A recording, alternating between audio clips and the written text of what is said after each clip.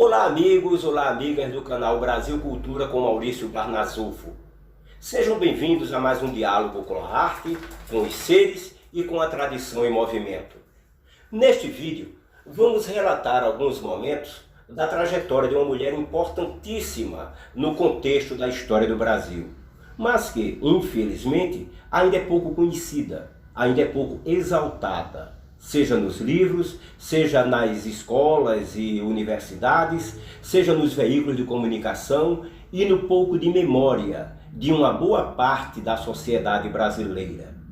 Esta figura guerreira, lendária, chamava-se Aqualtune Escondido Mahmud, ou simplesmente Aqualtune, que nasceu no Congo, que foi princesa da casa de Kinshasa, e segundo a tradição, teria sido mãe de Ganga Zumba e avó materna de Zumbi dos Palmares. Personagens que, assim como Aqualtune, tornaram-se heróis da luta contra a escravidão, tornaram-se heróis do Quilombo dos Palmares. Como nós não temos, em termos de documentos oficiais, muita coisa confirmando a trajetória de vida da Aqualtune, eu separei aqui alguns tópicos escolhidos em livros, em documentos mais fáceis para a gente acessar. E nós vamos, na medida do possível, tentar que formatar um panorama sobre a trajetória da Aqualtune. Muito bem. Na condição de princesa, a Aqualtune teria sido filha de um Manicongo, ou rei do Congo, ainda não identificado. No entanto, é fato que em 1665 ela liderou um contingente de cerca de 10.000 homens. Isso na Batalha de Mibiwila, cidade localizada na Angola atual. Essa batalha ela aconteceu entre o Reino do Congo e Portugal. Com a derrota do Reino do Congo, a Aqualtune ela foi capturada e foi feita escrava. Sabe-se que naquela época o rei do Congo era Antônio I, cujo nome nativo era Nivita Anikanga e era membro da dinastia de Nilanza ou Casa de Kinshasa. Não se sabe ao certo qual era o grau de parentesco que a Aqualtune supostamente tinha com o rei Antônio I, mas especula-se que teriam sido irmãos, já que o Nivita Anikanga ele teve um reinado curto de 4 anos, falecendo justamente na Batalha de Mibiwila. Se esse caminho for correto, o pai de Aqualtune teria sido o rei Garcia II, cujo nome nativo era Nikanga Alukene Anizenze Anitumba, que governou o Congo, o Reino do Congo, entre 1641 e 1661, falecendo de idade avançada. Quando foi aprisionada e feita escrava, a Aqualtune foi trazida para o Brasil, onde no Recife, capitania de Pernambuco, ela foi estuprada, ficou grávida e foi vendida como escrava reprodutora para o dono de uma fazenda de Porto Calvo no território de Alagoas, onde ela veio a tomar conhecimento do Quilombo dos Palmares. Nos últimos meses de gravidez, a Aqualtune organizou uma fuga para Palmares, onde liderou um dos mucambos que recebeu seu nome. Com seus conhecimentos políticos, organizacionais e de estratégias de guerra, a Aqualtune ela foi fundamental para a consolidação de um Estado negro que ficou conhecido como República dos Palmares. Então vamos dar continuidade aqui à nossa narrativa, fortalecendo um pouco mais o que já foi dito, para que a gente marque mais ainda na nossa memória a importância da Aqualtune. Muito bem, a Aqualtune provavelmente foi vendida como escrava após ser derrotada na Batalha de Mibiwila, isso em torno do ano 1665. O confronto de Mibiwila foi travado entre o Reino do Congo e Portugal. seguindo-se a um período de guerras internas ligadas à sucessão real. Em Mibiuíla, congoleses e portugueses, quase que em igualdade numérica, eles se enfrentaram. O exército do povo nativo era formado por camponeses, enquanto que o exército dos estrangeiros era composto por guerreiros em bengalas ou jagas, que era um povo criado na tradição guerreira. A motivação para o conflito era a disputa sucessória de Mibiuíla, região do Nidembo, uma região muito importante do Nidembo, sendo de interesse dos idéricos, ou seja, dos portugueses, controlar o território por causa do ouro e da prata. Na batalha, morreram milhares de congoleses, muitos deles pertencentes à nobreza, como o rei Antônio I, que teve sua cabeça cortada e enterrada em uma igreja em Luanda, enquanto que sua coroa e o cetro foram trazidos, ou seja, foram levados para Lisboa como uma forma de recordação de vitória. E foi nesse contexto que Aqualtune provavelmente foi escravizada e vendida, deixando de ser uma princesa no Congo para se tornar uma escrava no Brasil. Não se sabe ao certo, como eu já mencionei, o roteiro da infância de Aqualtune no Congo. O que é conhecido é sua presença na guerra e o seu translado em um navio negreiro para o forte de Elmina, em Gana, antes de ela ser trazida para o Brasil.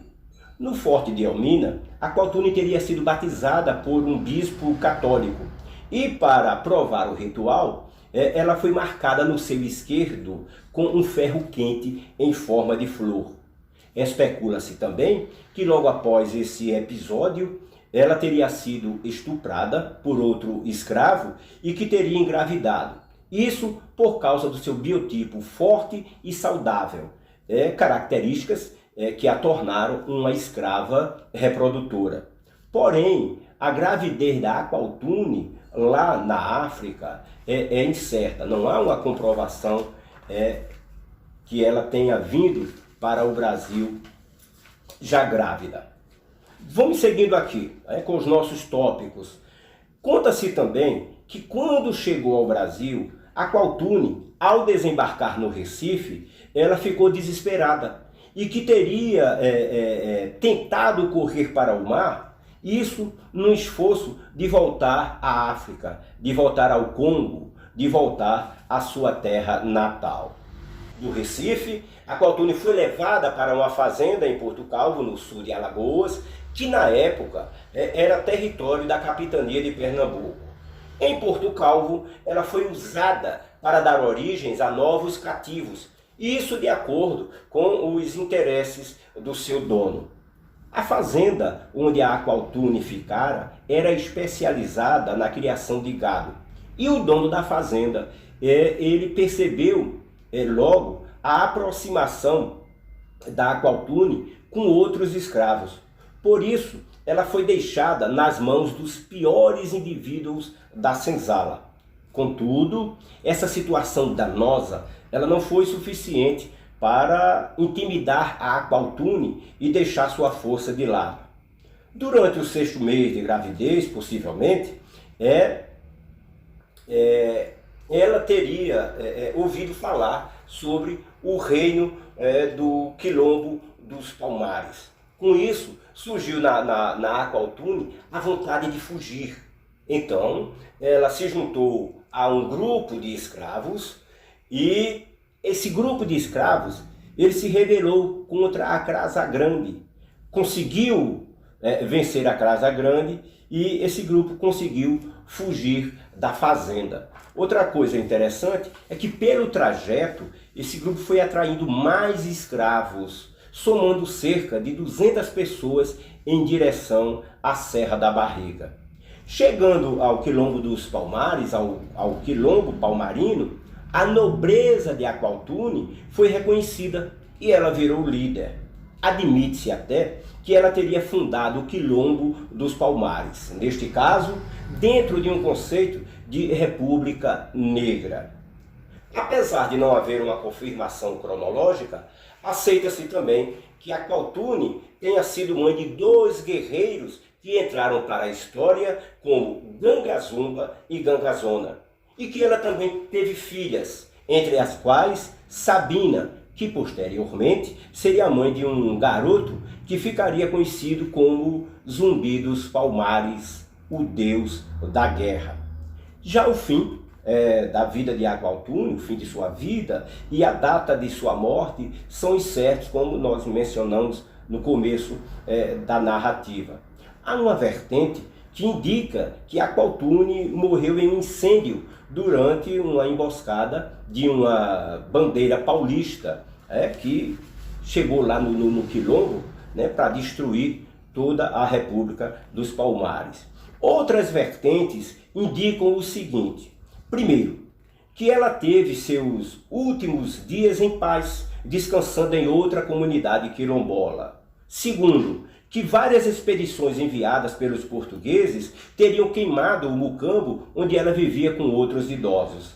E terceiro, que ela conseguira fugir dos ataques e teria morrido de forma natural por causa da idade avançada.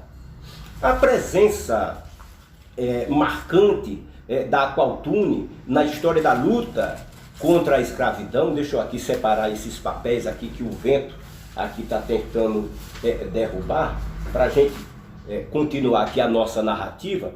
A presença marcante da Aqualtune na história da luta contra a escravidão, ela é tão infinita, ela é tão colossal, que lá no continente africano existe uma lenda que diz que os deuses teriam tornado a guerreira Aqualtune em um ser imortal. Dessa forma, ela teria se transformado em um espírito ancestral que conduziu seus guerreiros até a queda definitiva do Quilombo dos Palmares em 1694.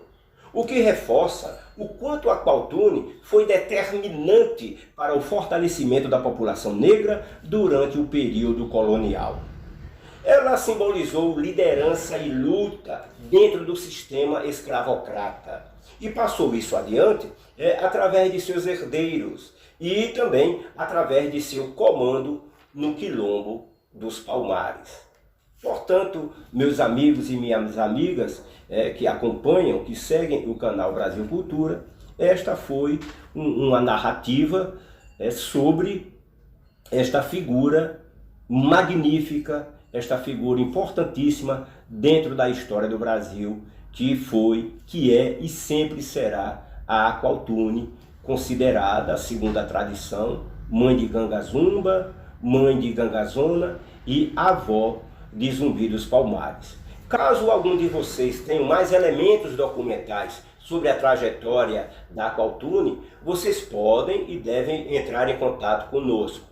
E do nosso lado, se nós conseguirmos também mais algum complemento sobre a história da Aqualtune, nós vamos, em outra oportunidade, relatar isso para vocês. Se vocês gostaram da nossa narrativa, do nosso relato sobre a Aqualtune, façam aí uma like, mandem a opinião de vocês, e vocês podem e devem fazer contato conosco aqui do canal Brasil Cultura com Maurício Barnazufo através deste e-mail mauricio.b.cultura@hotmail.com. Espero que vocês tenham gostado do vídeo, sintam-se abraçados e beijados e até o próximo diálogo com o canal Brasil Cultura com Maurício Barnazufo. Um abraço.